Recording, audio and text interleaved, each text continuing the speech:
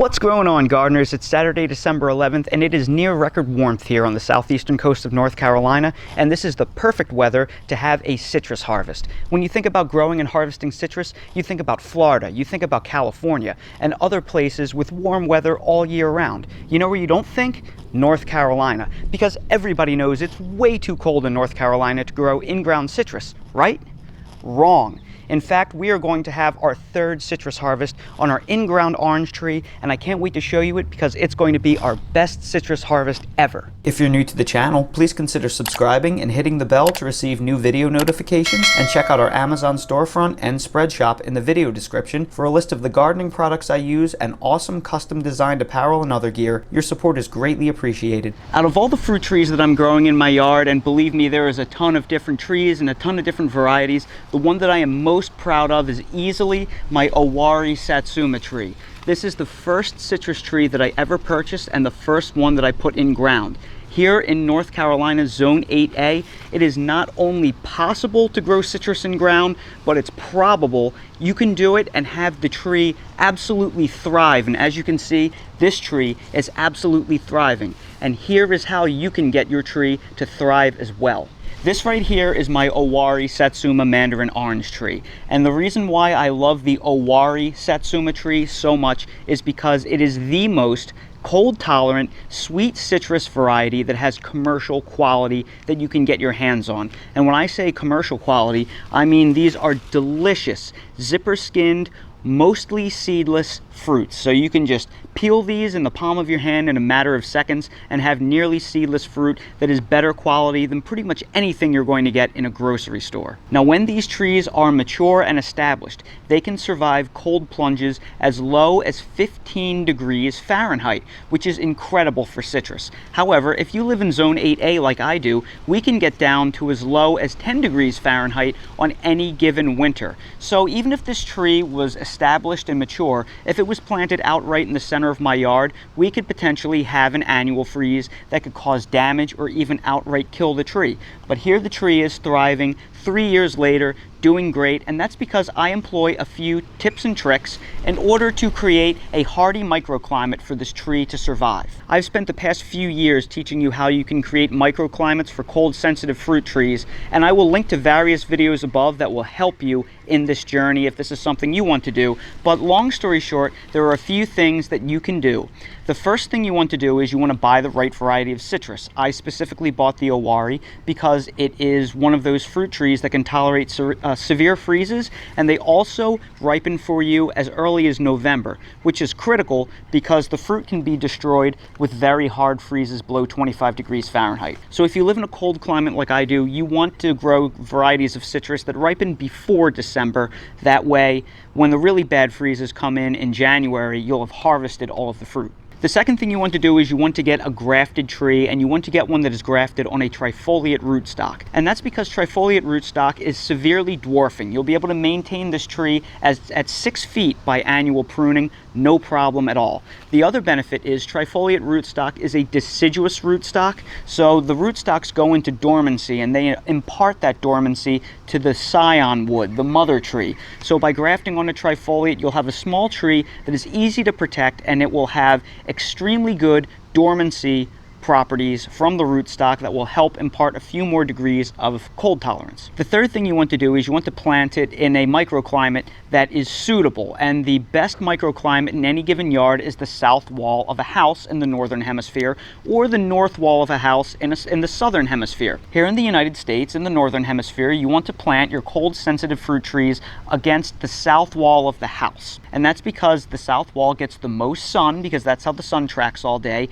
and the house absorbs heat all day from that sun, and it will radiate the warmth back to the tree. So you will get about 3 to 5 degrees of protection overnight and get complete blockage of the cold desiccating north wind. So that's why I have this tree planted so close to the house, and because I planted it on a hugely dwarfing trifoliate rootstock, it is not a threat to my foundation. Then for the coldest nights of the year, I've put incandescent Christmas lights on this tree. And using the incandescent lights and a plant jacket, I'm able to add another 5 to 10 degrees of protection for those coldest nights of the year.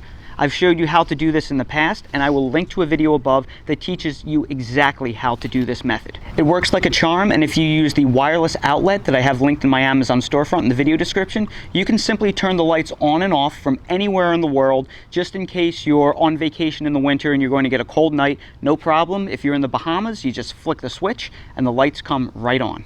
And the fifth and final way that you can protect your tree is by water barrels. Now, just recently I showed you a video, which I will link to above, where you can use pickle barrels filled with water to add 10 degrees of protection to your fruit trees. So if you combine the microclimates, you combine the incandescent lights, and you combine the pickle barrels, you can add 10 to 20 degrees or more of cold protection, and you may be able to grow this tree near your house on a south-facing wall as cold as zone 7.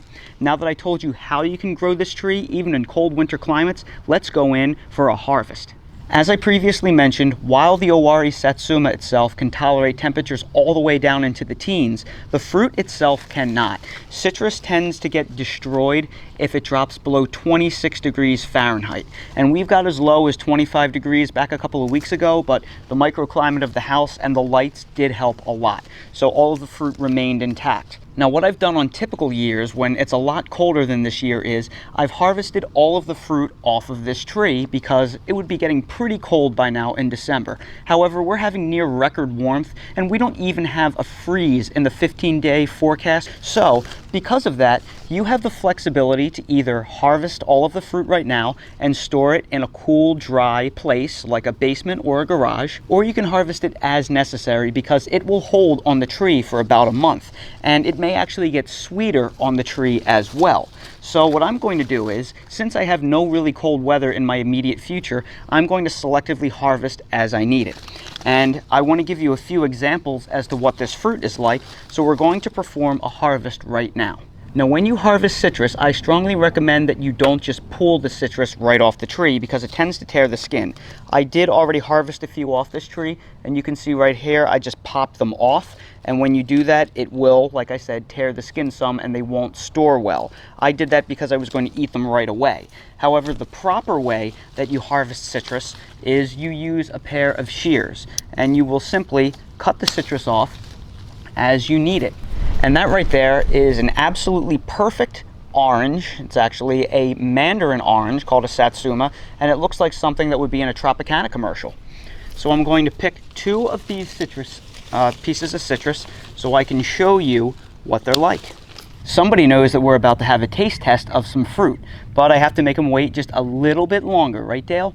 So one of the awesomest things, or most awesome things, about growing citrus in the Carolinas is because we're so far north of where they typically grow, like down in Florida, they don't have really any natural pests. Aside from a leaf miner here and there, I don't have any insect pressure on my citrus, so I never have to spray them for anything. So these are completely sprayless and organic. Now I want to show you just how easy it is to peel these, and they call them zipper skin for a reason. All you do is you stick your finger in like that, and then these will peel off just like this. And that skin pops right off, and it's actually so sweet and so fragrant, you could even eat the skin. Now that the orange has been peeled, all you have to do is just pop it into segments, and the Mandarin oranges, the Satsumas, they pop right off. Now this one actually has 1 seed in it. Whoa!